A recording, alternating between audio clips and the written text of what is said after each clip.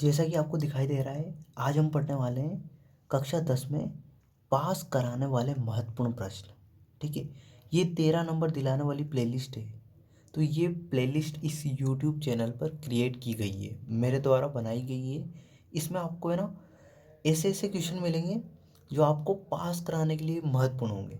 तो यदि आप इस प्लेलिस्ट में जाकर इसके सभी वीडियोस को देखकर उनको अच्छे से नोट्स बनाकर यदि याद कर लेते हैं तो आप गणित विषय के अंदर अच्छे से मार्क्स लेके आ जाते हैं। और जो बच्चे 100 में से 100 लाना चाहते हैं, 100 में से 100, उनके लिए तो ये बहुत ही महत्वपूर्ण है। क्योंकि ये क्वेश्चन यदि उन्होंने लिख कर याद कर लिए ना तो उनका टाइम बहुत बचेगा। और टाइम बचता है तो टाइम बहुत काम आता है। यदि अपन किसी चीज़ में टाइम बचा लेते हैं तो वो टाइम बहुत काम आता है। यदि कोई हार्ड क्वेश्चन आ गया तो उसको करने में, तो ये सभी के लिए महत्वपूर्ण है। ये इसमें बस ओनली याद करना है अपनों को, कुछ ऐसे ध्यान रखने की चीज़ नहीं है, बस डायरेक्ट याद रखना है। ठीक है, मैं हर एक चीज़ को समझाऊंगा, आपको बस पूरा वीडियो अच्छे से देखना है। ठीक है, आपका यही काम है कि पूरे वीडियो को अच्छे से देखें। ठीक है, तो देखो, कक्षा 10 में पास कराने वाले महत्वपूर्ण प्रश्न है, 13 नंबर दिलाने वाली प्लेलिस्ट है। इस प्लेलिस्ट के हर एक वीडियोस को आपको पूरा अच्छे तरीके से देखना है। ठीक है, आज हम प्रायिकता के बारे में पढ़ेंगे। जो प्रायिकता से एक एक नंबर के जो महत्वपूर्ण प्रश्न आ सकते हैं ना, वो सारे इस वीडियो के अंदर कवर किए गए हैं।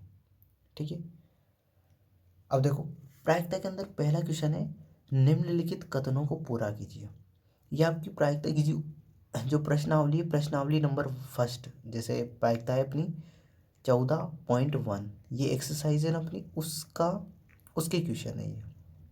तो देखो, पहला क्वेश्चन अपना कि निम्नलिखित कथनों को पूरा कीजिए। अब देखो, पहला है, पहले क्वेश्चन के अंदर पहला है कि घटना ई की प्रायिकता प्लस, देखो, घटना ई की प्रायिकता प्लस घटना ई नहीं की प्रायिकता। देखो, घटना ई की प्रायिकता प्लस घटना ई नहीं की प्रायिकता, इन दोनों का योग कितना होता है? तो इन दोनों का योग होता है 1। कितना होता है? 1। ये ध्यान रखो, घटना ई की प्रायिकता प्लस घटना ई नहीं की प्रायिकता, उनका योग कितना होता है? 1। इसी को ऐसे भी लिखते हैं, P E plus P E bar. जब भी ऐसा आ जाए ना तो ध्यान रख लेना, इसका मान कितना होता है? 1। 1 ही लिखना है आपको। ये इम्पोर्टेंट है, बहुत काम आने वाला है प्रायिकता के अंदर। ठीक है, तो आपको ध्यान रख लेना है, ये बस रटना है आपको कि घटना ई की प्रायिकता प्लस घटना ई नहीं की प्रायिकता का योग कितना होता है? 1 होता है। ये माइंड में बिठा लो, इसको छाप लो, इसको, है ना। और आप ये भी छाप लो, P E plus P E bar, इसका मान कितना होता है? 1 होता है। ठीक है, अब अगला क्वेश्चन है हमारा, उस घटना की प्रायिकता जो घटित नहीं हो सकती। देखो, उस घटना की प्रायिकता जो घटित नहीं हो सकती, उसकी प्रायिकता होती, देखो, घटित नहीं हो सकती ना, उसकी प्रायिकता होती 0। घटित नहीं हो सकती, उसकी प्रायिकता कितनी होती है? 0। और ऐसी घटना को बोलते हैं असंभव घटना। क्या बोलते हैं? असंभव, असंभव घटना कहलाती, असंभव घटना कहलाती। ठीक है, तो ऐसी घटना जिसकी घटित होने की प्रायिकता, उस घटना की प्रायिकता जो घटित नहीं हो सकती, जब नहीं शब्द आ जाए ना तब आपको ध्यान रखना 0 लिखना है।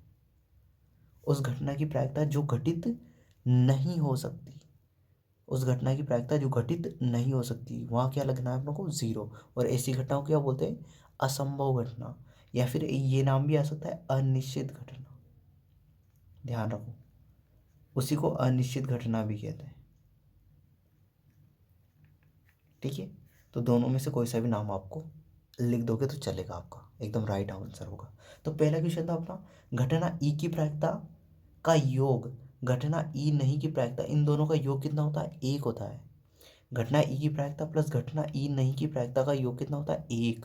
इसी को P E plus P E bar, दोनों का योग कितना होता है? 1 होता है। ठीक है, सेकंड क्वेश्चन था अपना, उस घटना की प्रायिकता जो घटित नहीं हो सकती, उस घटना की प्रायिकता का योग मतलब उस घटना की प्रायिकता बतानी है अपनों को।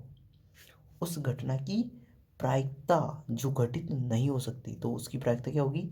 0 होगी। और ऐसी घटना को अपन असंभव घटना या फिर अनिश्चित घटना कहते हैं। आई होप आपको क्लियर हो गया होगा। अगला क्वेश्चन, अगला क्वेश्चन है हमारा, देखो, उस घटना की प्रायिकता जिसका घटित होना निश्चित है। देखो यहाँ तो क्या था, उस घटना की प्रायिकता जो घटित नहीं हो सकती, उसे जीरो बोला था अपनों ने। अब उस घटना की प्रायिकता जो घटित होना निश्चित है, जिसका घटित होना निश्चित है, उसकी प्रायिकता होती है एक। कितनी होती है? एक। यदि बोल दिया है पहले से उस घटना की प्रायिकता जिसका घटित होना निश्चित है, तो उसकी प्रायिकता कितनी होती है? एक। ध्यान रखो। और ऐसी घटना को बोलते हैं संभव घटना। संभव घटना क्या बोलते हैं?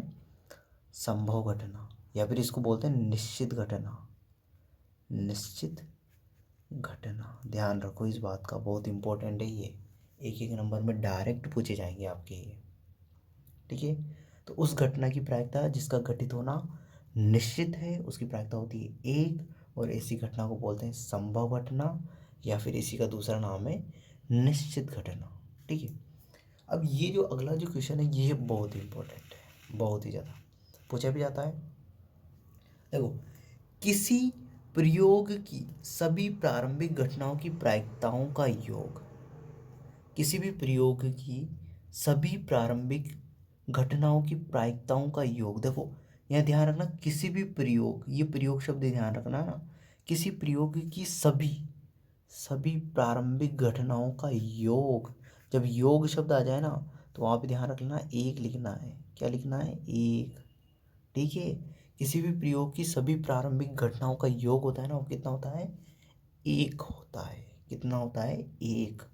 किसी भी प्रयोग की सभी प्रारंभिक घटनाओं की प्रायिकता का योग कितना होता है? एक। जैसे देखो फर्स्ट क्वेश्चन था ना, इसमें देखो यहाँ पे भी योग है। देखो इसको यहाँ पे ये योग है, प्लस का चिन्ह, तो इसका मान कितना आया था? एक। ध्यान रखो इसको, जहाँ पे घटना नहीं हो सकती उसकी जीरो, और इसको असंभव अनिश्चित घटना कहते हैं ना, ये ध्यान रखो। तो किसी प्रयोग की सभी प्रारंभिक घटनाओं का जो योग होगा वो कितना होगा? एक होगा। ठीक है, आई होप आपको क्लियर हो गया होगा। अगला क्वेश्चन है, किसी घटना की जो प्रायिकता, किसी घटना की प्रायिकता से बड़ी, किससे बड़ी होती है? तो ध्यान रखना, किसी भी घटना की जो प्रायिकता होती है ना, वो जीरो से बड़ी होती है। किससे बड़ी होती है? जीरो से बड़ी, और उसके बराबर। जीरो से बड़ी भी होती है और जीरो के बराबर भी होती है। ठीक है, ध्यान रखो इस बात का, जो किसी भी घटना की जो प्रायिकता होती है ना, वो जीरो से बड़ी भी होती है और जीरो के बराबर भी होती है, तथा से छोटी, एक से छोटी। किससे छोटी होती है? एक से छोटी, और उसके बराबर भी होती है। और इसी को इस तरीके से लिखते हैं, कोई भी जो प्रोबेबिलिटी, पी मतलब प्रोबेबिलिटी, ई मतलब इवेंट, मतलब ई मतलब इवेंट, इवेंट मतलब घटना, किसी भी घटना की पी मतलब प्रायिकता, प्रोबेबिलिटी ऑफ इवेंट बोलते हैं इसको। तो ई है इवेंट, इवेंट है ना घटना, और पी मतलब प्रोबेबिलिटी, तो इवेंट ऑफ घटना है ना, प्रोबेबिलिटी ऑफ इवेंट। तो किसी भी घटना की जो प्रायिकता है, इसका मान होता है, ध्यान रखो, जीरो से बड़ा, ये बड़े का चिन्ह है, और ये बराबर, जीरो से तो बड़ा या जीरो के बराबर, और एक से छोटा या एक के बराबर होता है।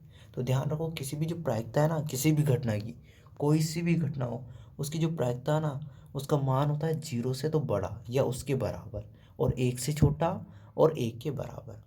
मतलब जो प्रायिकता का जो मान है ना, वो जीरो और एक के बीच में होता है, ना तो जीरो से छोटा और ना एक से बड़ा। ये ध्यान रखो, प्रायिकता का मान न तो जीरो से छोटा होता है, न एक से बड़ा। तो यदि आपके क्वेश्चन में आ जाए प्रायिकता का मान 1.5, तो ये गलत है। यदि प्रायिकता का मान आ जाए 1.5 और वो में माइनस में, तो ये भी गलत है। ठीक है, ध्यान रखो। तो ना तो प्रायिकता का मान एक से बड़ा होता है, और ना ही प्रायिकता का मान माइनस में होता है। ठीक है, आई होप आपको क्लियर हो गया होगा। अब आगे की क्वेश्चन है अपने ये वाले, ये बहुत इंपॉर्टेंट है, एक एक नंबर में पूछे जाते हैं इसे। देखो इनको क्लियर करो।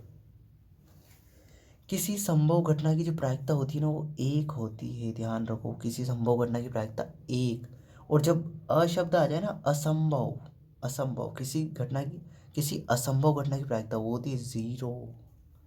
किसी संभव घटना की प्रायिकता तो होती है एक, किसी असंभव घटना की प्रायिकता होती है जीरो, किसी निश्चित घटना की प्रायिकता होती है एक, और किसी अनिश्चित, अशब्द आ जाए ना, अनिश्चित घटना की प्रायिकता होती है जीरो।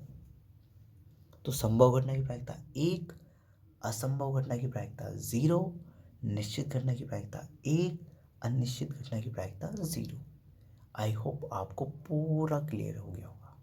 ठीक है, तो आगे बढ़ते हैं, अगले क्वेश्चन पे चलते हैं। अगला क्वेश्चन है हमारा क्वेश्चन नंबर 2। निम्नलिखित में से कौन सी संख्या किसी घटना की प्रायिकता नहीं हो सकती। अब देखो, इससे जस्ट पहले अपन ने पढ़ा कि जो प्रायिकता का जो मान होता है ना, प्रायिकता का मान किस किस के बीच में होता है, 0। देखो पीई मतलब किसी भी घटना की जो प्रायिकता होती है ना, उसका मान होता है 0 से बड़ा या 0 के बराबर, और 1 से छोटा और 1 के बराबर होता है। मतलब प्रायिकता का जो मान होता है ना, वो 0 और 1 के बीच में होता है। 0 और 1 के बीच में होता है, 0 भी होता है 1 भी होता है। अब देखो कौन सा ऐसा मान है जो 0 से छोटा है वो प्रायिकता का मान नहीं होगा, और 1 से बड़ा है वो प्रायिकता का मान नहीं होगा। तो देखो आप 2/3 का मान निकालोगे ना, तो ये 0.66 आएगा। क्या आएगा, 0.666। ठीक है, तो ये तो एक 0 और 1 के बीच में। 15% का मान भी 0.15 आएगा, ये भी 0 और 1 के बीच में, और ये -1.5 है। तो ये अपना राइट आंसर है।